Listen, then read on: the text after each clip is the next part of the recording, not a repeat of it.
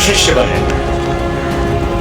लाख कोई कुछ कहे, लाख हजार बाधाएं खड़ी करे सामने,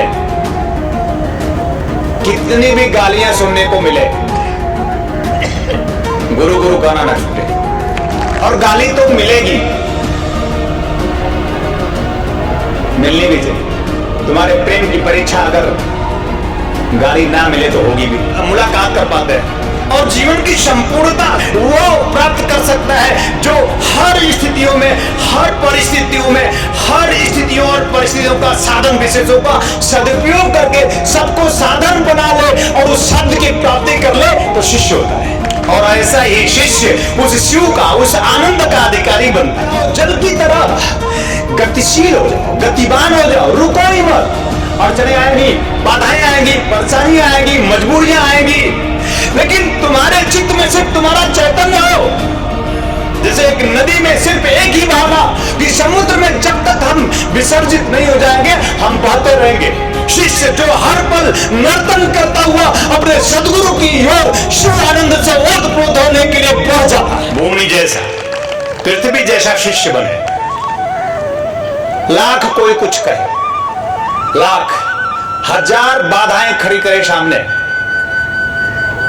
कितनी भी गालियां सुनने को मिले, गुरु गुरु कहना ना छूटे। और गाली तो मिलेगी, मिलनी भी चाहिए। तुम्हारे प्रेम की परीक्षा अगर गाली ना मिले तो होगी भी नहीं। और प्रभु ने हमारे दो कान बनाए सिर्फ इसलिए कि एक कान से सुनो, दूसरे कान से निकाल दो गाली को। ये कान इसलिए बने थे कि जितने भी दुष्प्रवृत्तियां हैं अगर वो सुनाई देती हैं, दिखाई देती हैं आंखों से, अपने साधन से, जो कुछ भी समझ में आता है तो जो अच्छा है उसे ग्रहण कर लो। जब जब जहां जहां जो जो अच्छा हो तुम ग्रहण कर लोगे तो मेरे शिष्य बनोगे। जब जब जो जो जहां जहां तुम्हें अच्छा दिखे बुरा भी दिखेगा। जरूरी है, इन्होंने मुझसे कहा था कि प्रभु प्रकाश है, सत्य है, परमात्मा प्रकाश है, सत्य है, तो उसने अंधकार क्यों बनाया? हमने कहा कि मुस्कुराते हुए, क्योंकि प्रकाश दिखाई दे इसलिए बनाया। उसने अंधकार क्यों बनाया? उसका न्यूनतम स्वरूप है अंधकार, न्यूनतम स्वरूप है अंधकार। उच्चतम, अद्वितीय, अनुपम, अपने आप में हालात से भर देने वाला, दीप्यमान कर देने वाला सर्वोत्तम स्वरूप है प्रकाश। अंधकार भी प्रकाश है, न्यूनतम से न्यूनतम प्रकाश है अंधकार।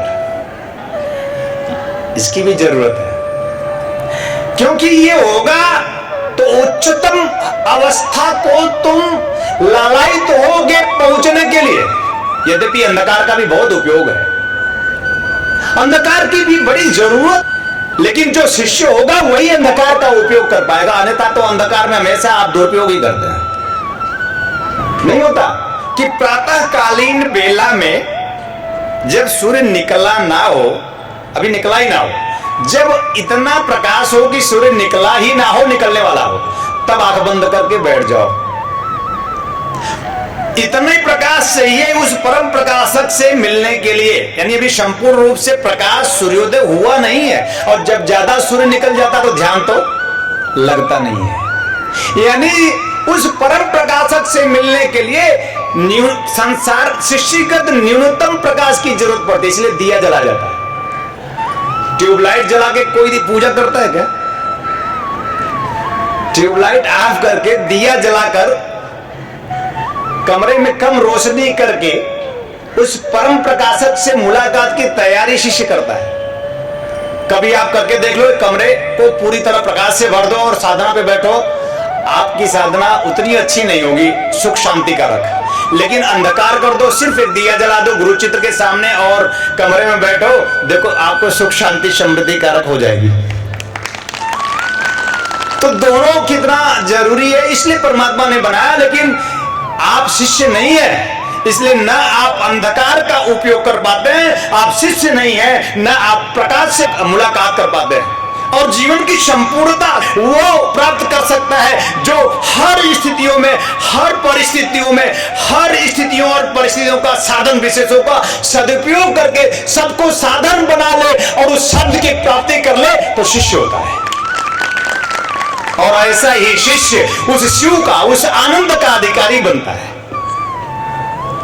तो तुम सब शिष्य बनो, पृथ्वी हो, तुम सब मेरे पृथ्वी बनो, धैर्य धारण कर लो। दूसरा है जल तत्व, क्षिति जल, कल कल छल छल बहो, शिष्य बनो।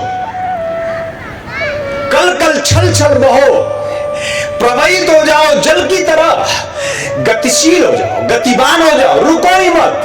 अड़चने आएंगी, बाधाएं आएंगी, परेशानियां आएंगी, मजबूरियां आएंगी, लेकिन तुम्हारे चित्त में सिर्फ तुम्हारा चैतन्य हो। जैसे एक नदी में सिर्फ एक ही भावना कि समुद्र में जब तक हम विसर्जित नहीं हो जाएंगे हम बहते रहेंगे।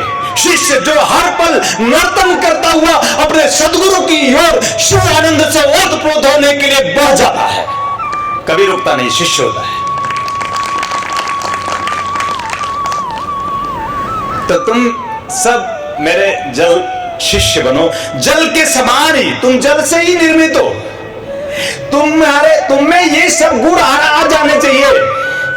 ये तत्व है, जल तत्व के जो गुण धर्म है तुम में चैतन्य हो जाना चाहिए। एक बात बता देता हूं मैं तुम्हें, जल कभी पूर्ण नहीं हुआ होगा, पृथ्वी हो सकती है कभी पूर्ण न हुई हो, उस आनंद को उपलब्ध न हुई हो जिस आनंद को राम कृष्ण बुद्ध महावीर गौतम उपलब्ध हो गए।